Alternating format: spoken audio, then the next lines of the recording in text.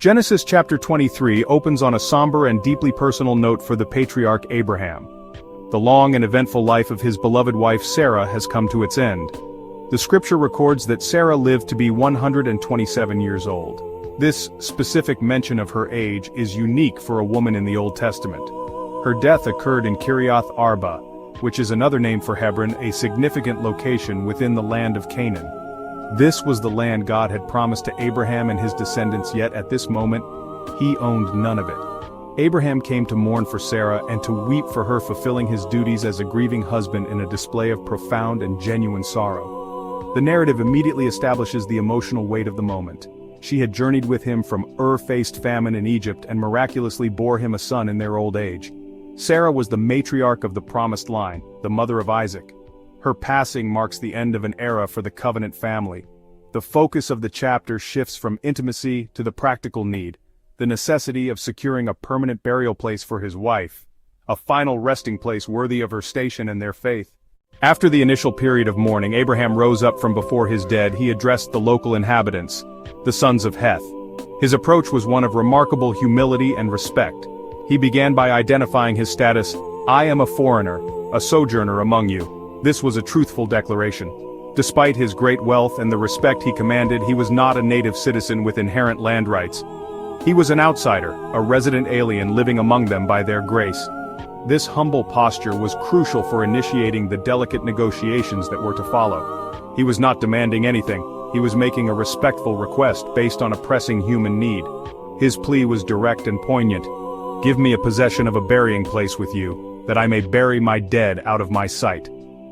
The phrase, "bury my dead out of my sight," conveys urgency and finality. By asking for a possession, Abraham signaled he wanted a permanent, legally owned piece of land.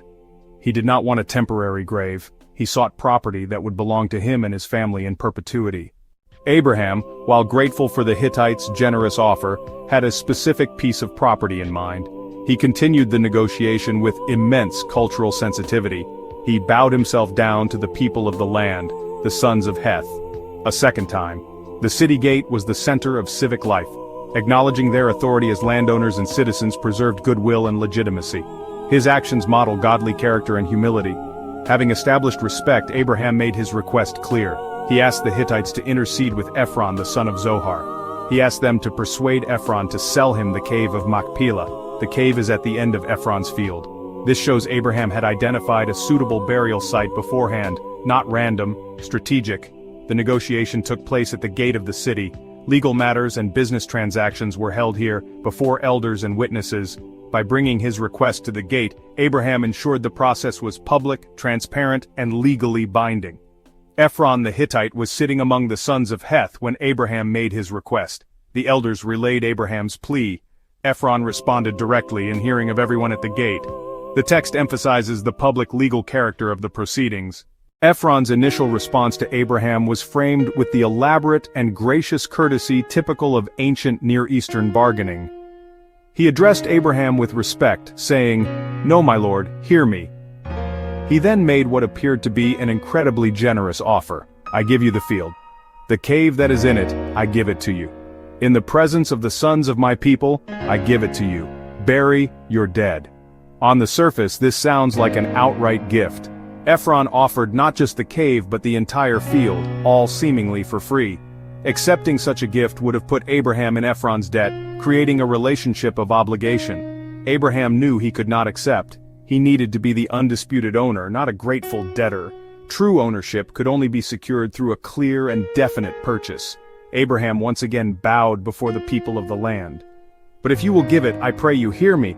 I will give you money for the field, take it of me, and I will bury my dead there."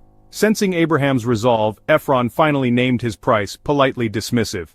"My lord, hearken unto me. The land is worth 400 shekels of silver. Bury therefore your dead." Abraham did not haggle, he did not counteroffer, he did not complain that the price was too high. The moment Ephron stated the figure, Abraham understood and agreed without hesitation. Abraham weighed the silver in front of the sons of Heth. 400 shekels of silver, current money with the merchant. Current money meant recognized purity and standard silver. Silver was weighed on scales. That made the purchase formal and market value, not a casual agreement. He paid the full public price to remove any possibility of future disputes. The field, the cave within it, all the trees on the property, and the borders round about were made sure unto Abraham for a possession. The text records the transfer like a legal deed. The field of Ephron in Machpelah before Mamre, the field, the cave, the trees, the borders, all belonged to Abraham. The sale was witnessed by everyone present, before the children of Heth. Before all that went in at the gate of the city, the public witnessing acted like a notarized signature. No backing out, no future claims. Abraham had purchased his first and only piece of the promised land in his lifetime. After the transaction, Abraham buried Sarah in the cave of Machpelah. This permanent plot served as an anchor for his family's future. Later generations recall, there they buried Abraham and Sarah his wife. There they buried Isaac and Rebekah his wife, and there I buried Leah. This tomb became a sacred link connecting the generations, a physical reminder of shared heritage. Abraham lived in the land but was not fully of it, a sojourner looking ahead to a future fulfillment.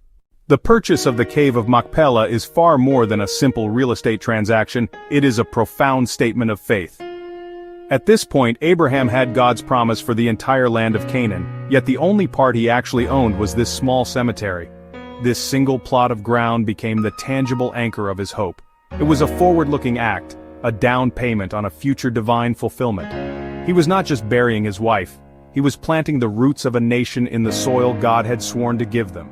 The significance of this burial site is reinforced throughout the patriarchal narrative.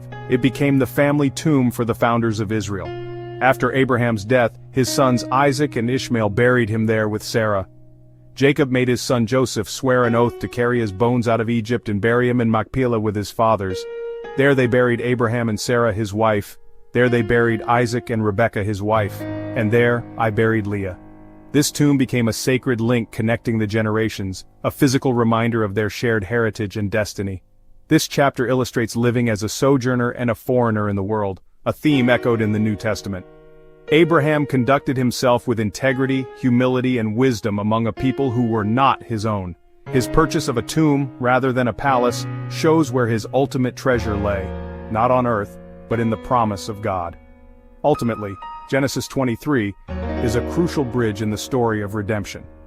It marks the first legal possession of a piece of the promised land by the family of the covenant, a small act of faith with massive implications.